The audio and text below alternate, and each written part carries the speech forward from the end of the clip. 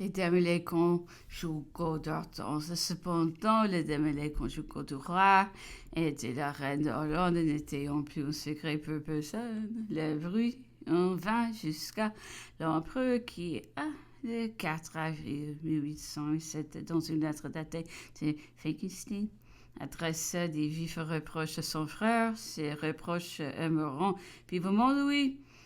Hortense raconte plus haut que le roi le pria de monter elle-même les faits que les avions provoqués. Je fis ce qu'il voulut, ajoutait-elle. Et dans ma lettre à l'empereur, j'ai le courage de dire que j'étais heureuse. Nous ne possédons pas la lettre de la reine à son impérial beau-frère, mais le billet inédit que voici est certainement la réponse qu'il a reçue à la suite de cette démarche. L'original n'est pas autographe, mais je porte la signature de Napoléon. Ma fille, j'ai reçu votre lettre. Je vois avec plaisir que vos enfants se portent bien. Vous savez mieux que moi que votre premier devoir est de plaire à votre mari. Je sais qu'il a eu tort de vous laisser apercevoir des mouvements de jalousie qui, après tout, font voir le mieux qu'il a pour vous. Vous devez vous attacher à rester constamment avec Louis et à lui être agréable de toutes les manières. Louis est un homme juste, quoiqu'il puisse voir quelquefois des idées extraordinaires. Vous trouverez tout à fait la bonheur lorsque vous sacrifierez tout, même ce qui paraît être vos droits, pour lui être agréable. Quant à moi, je prendrai avec un grand plaisir que les froideurs qui ont souvent existé dans votre intérieur n'existent plus et que vous êtes avec Louis aussi bien qu'une personne aussi bonne que vous doit l'être. Votre bien affectionné père Napoléon.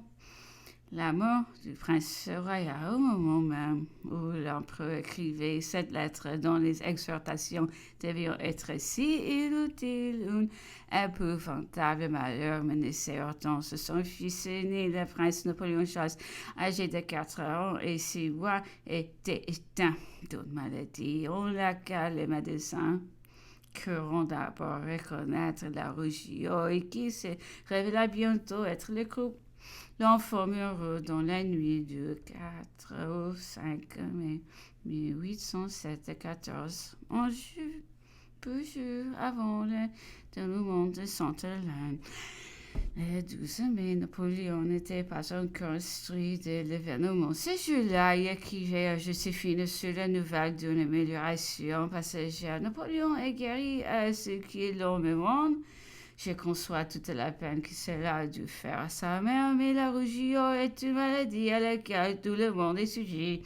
2 jours plus tard, Napoléon sait enfin la vérité, et en même temps qu'il écrit à Joséphine, je conçois tout le chagrin qui doit te causer la mort de ce pauvre Napoléon. Tu peux comprendre la peine que j'éprouve. Il adresse à Hortense ce billet seulement signé de sa main.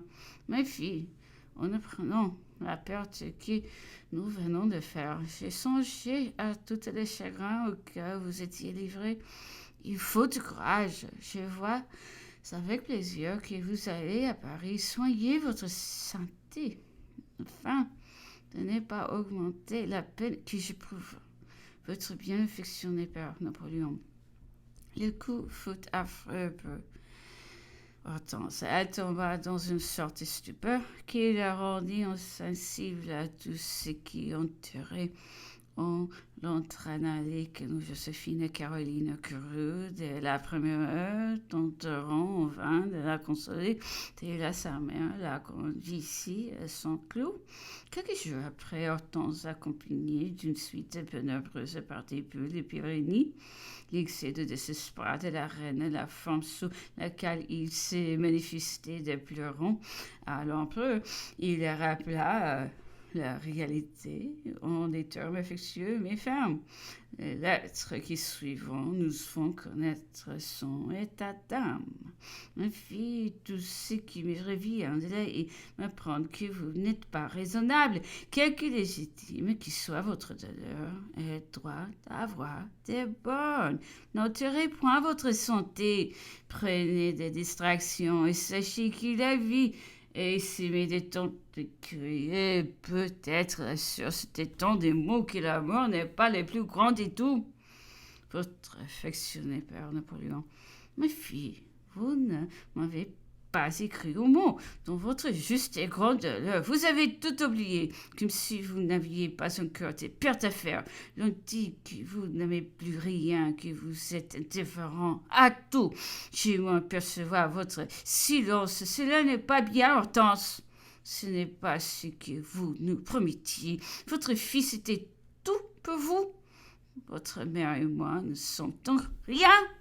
Si j'avais été à ma maison, j'aurais partagé votre peine, mais j'aurais aussi voulu que vous vous rendissiez à vos meilleurs amis. Adieu, ma fille, soyez gai, il faut se résigner, portez-vous bien un peu, remplir tous vos devoirs. Ma femme est toute triste de votre état, ne lui faites plus de chagrin. Votre affectionné père Napoléon. En passant par Olia, Hortense était toutefois décidée à écrire à son beau-frère.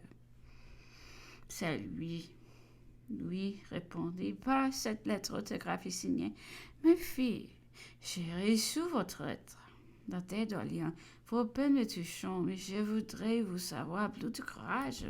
Vivre, c'est souffrir. L'honnête homme combattu, je peux rester maître de lui. Je n'aime pas vous voir juste envers le petit Napoléon Louis. Et envers tous vos amis, votre mère et moi avions l'espoir d'être plus que nous sommes dans votre cœur. J'ai remporté une grande victoire. Le 14 juin, je me porte bien et je vous aime beaucoup. Adieu, ma fille, je vous embrasse de cœur. Napoléon. À une lettre d'Hortense datée du 18 juin, le jour même de son arrivée au Couteret, l'empereur fit cette réponse, dont l'original est signé de sa main. Ma fille, je reçois votre lettre de 18 juin. Je vois avec plaisir que votre santé commence à se rétablir.